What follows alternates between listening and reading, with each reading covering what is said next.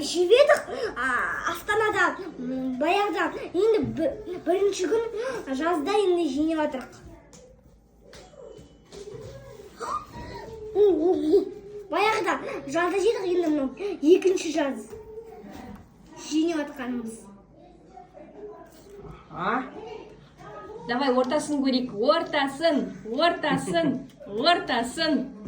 Давай.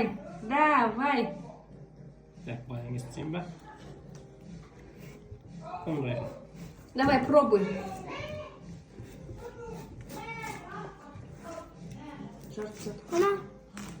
Мама. Вау. И как тебе на вкус? Отлично.